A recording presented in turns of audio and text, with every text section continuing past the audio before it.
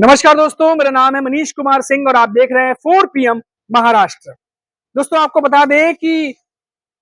एक देश एक चुनाव को लेकर के आपको पता है कि उच्च स्तरीय जो समिति है उन्होंने इसे ग्रीन सिग्नल दे दिया है, लेकिन इसके खिलाफ विपक्ष के नेता लगातार जो है वो आवाज उठा रहे हैं। और इसी कड़ी में शरद पवार गुट के एक बड़े नेता हैं जयंत पाटिल, जिन्होंने कहा है कि भारत में बीजेपी जो है वो अमेरिका के जैसा राष्ट्रपति शासन चाहती है और ये सब कुछ इसीलिए किया जा रहा है। यही नहीं, जयंत पाटिल ने यह भी कहा कि इस तरीके का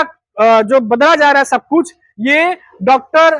जो बाबा साहब भीमराव अंबेडकर है उनका अपमान है। ये बात जयंत पाटिल ने कही है और बीजेपी लगातार ये कोशिश कर रही है कि अब भारत में भी अमेरिका जैसा राष्ट्रपति शासन जो है वो लाया जाए, वो सिस्टम लाया जाए ताकि पूरी तरीके से कंट्रोल किया जा सके। अब जयंत पाटिल ये कहना चाह रहे हैं, उन्होंने ये भी कहा कि अगर इस देश में लोकसभा चुनाव ही 7 चरणों में होते हो, उस देश में एक चुनाव कैसे पॉसिबल है। और साथ ही साथ उन्होंने ये भी कहा कि व्यवहारिक रूप से ये एक देश एक चुनाव जो है ये बहुत ही ज्यादा नामुमकिन लगता है। जयंत पाटिल ने कहा कि ये सब कुछ बीजेपी जानबूझ करके अमेरिका जैसा राष्ट्रपति शासन लाने के लिए ये सब कुछ कर रही है।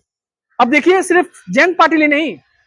राज ठाकरे जो एमएनएस प्रमुख हैं, राज ठाकरे ने भी बीजेपी पे तंज कसा है। उन्होंने बोला कि पहले आप राज निकायों के जो तमाम चुनाव जो लंबित हैं, जो अटके पड़े हैं, पहले वो करवा लीजिए, उसके बाद फिर इन सब के बारे में सोचिए। आपको बता दें कि महाराष्ट्र में, मुंबई में भी देखिए आप, बीएमसी चुनाव से लेकर के तमाम कई सारे निकाय के चुनाव जो है वो अभी भी लंबित पड़े हैं, लटके पड़े हैं, इंतजार कर रहे हैं, लेकिन कोई सुध-बुध नहीं है। लोग भूल गए हैं कि वो चुनाव कब हुए थे और अब कब होने हैं। इसके बारे में अब कोई जिक्र ही नहीं होता, जो पहले कभी लगातार टाइम पर हुआ करते थे, अब उनके बारे में कोई बात ही नहीं हो रही है। तो आप देखिए कि किस तरीके से महाराष्ट्र में भी बहुत सारे चुनावों को लेकर के प्रणाली जो है वो लटकी हुई है। अब ये राज ठाकरे ने यह भी कहा है कि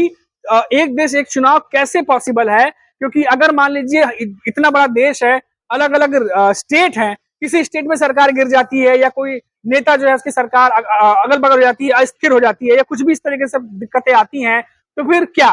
तो ऐसे कई सारे सवाल हैं जो अब विपक्ष के नेता खड़े कर रहे हैं, जैसे कि जयंत पाटिल ने भी कई सारे सवाल पूछे हैं। तो इन सारी चीजों को लेकर के जो है अब बीजेपी पर विपक्ष जो है फिर से लगातार सवाल खड़े कर रहा है। अब देखिए, यहां से 2 चीजें मैं आपको बताता हूं। पहली बात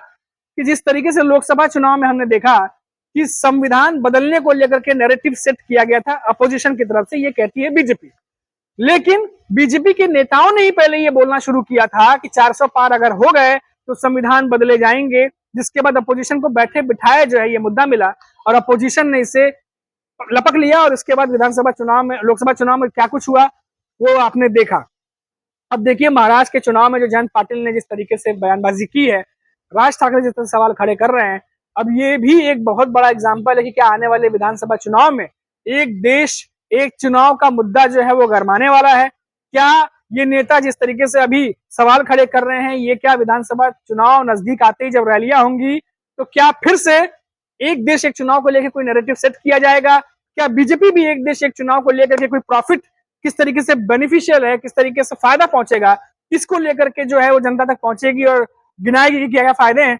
अगर ऐसा होता है तो जाहिर सी बात है कि अपोजिशन भी तैयार बैठा होगा एक देश एक चुनाव को लेकर के जनता के बीच। जिस तरीके से अभी जयंत पाटिल तमाम बातें कहते नजर आ रहे हैं, ऐसे ही कई और बातें खुलेंगी और निकलेंगी। तो ये एक बात हुई। दूसरी बात देखिए आप कि जो डॉक्टर बाबा साहब भीमराव अम्बेडकर का नाम इन्होंने लिया है जयंत पाटिल ने, कि जो कुछ भी बीजेपी कर रही है ये सब कुछ जो है ये डॉक्टर बाबा साहब भीमराव अम्बेडकर का अपमान है।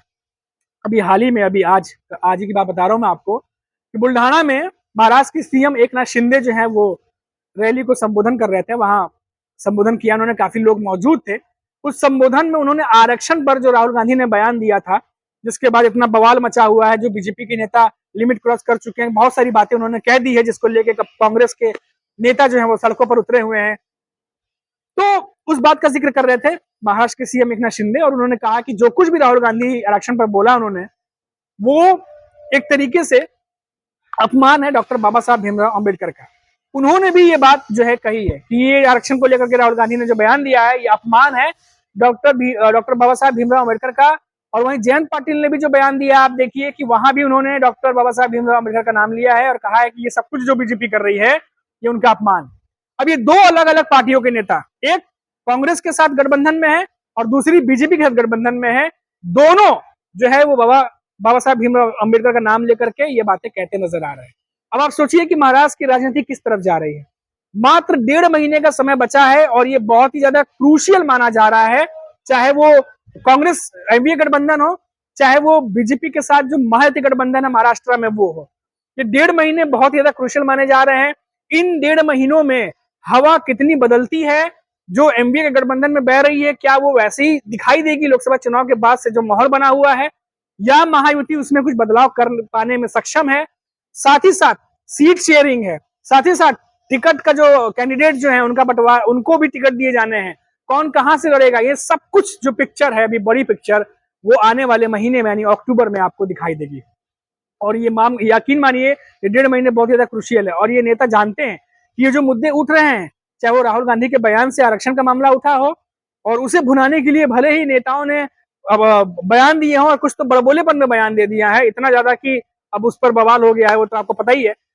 और उस पर अभी तक कोई कार्रवाई भी नहीं हुई है, वो ताज्जुब की बात है। खैर, तो यहां पर जो मैं आपको बता रहा था कि जिस तरीके से एक देश एक चुनाव को लेकर के जो बयानबाजी अभी सामने आई है, जिस तरीके से जयंत पाटिल ने कहा है, जिस तरीके से राज ठाकरे ने कहा है, अभी उम्मीद जताई जा रही है कि इसको लेकर के जब रैलियां शुरू होंगी तो आने वाले दिनों में कई और बड़े नेता भी इस बात को उठा सकते हैं, क्योंकि हमने लगातार देखा कि उच्च स्तरीय समिति की जो समिति है उनके पास करने के बाद भी कई सारे अपोजिशन के नेता जो हैं इसको लेकर सवाल पूछ रहे हैं कि आखिर भारत जैसे बड़े देश में ये एक देश एक चुनाव कैसे मुमकिन है, क्योंकि यहाँ पर लोकसभा चुनाव में हमने देखा कि 7 चरणों में चुनाव किए गए थे यहाँ पर, और कितने बड़े लेवल पर तैयारी करनी पड़ती है, जिसको लेकर के अब नेता सवाल पूछ रहे हैं। वहीं अब आने वाले समय में ये पूरी तरीके से ये जाहिर सी बात है कि ये होने ही वाला है कि क्या लोकसभा चुनाव में जिस तरीके से विधानसभा चुनाव लोकसभा चुनाव में जिस तरीके से संविधान बदलने को लेकर के बात उठी थी, नैरेटिव सेट किए गए थे, बयानबाजी हुई थी, आरोप प्रत्यारोप हुए थे, क्या वही कुछ एक देश एक चुनाव को लेकर के महाराष्ट्र की विधानसभा में भी होने वाला है? इसकी पूरी गुंजाइश इसीलिए है क्योंकि ये मामला अभी भी जो सत्ताधारी पक्ष है उनके और जो अपोजिशन उनके बीच में ये अभी भी कांटे की टक्कर चल रही है एक देश एक चुनाव को लेकर के, और बयानबाजी भी शुरू है, जिसका उदाहरण मैंने आपको अभी 2 नेताओं के रूप में बताया जो महाराष्ट्र में अभी लेटेस्ट बयान आए हैं। तो कुल मिलाकर इतना ही है कि महाराष्ट्र में इन दिनों कई सारे मुद्दे हैं जो महाराष्ट्र के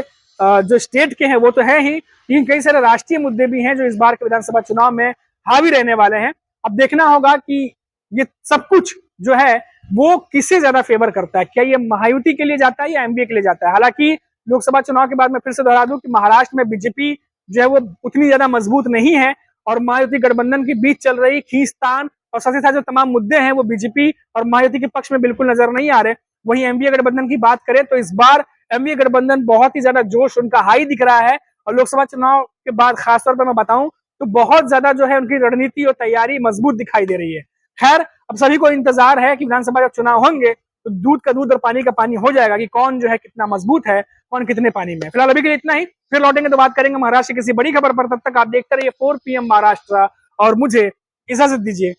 नमस्कार।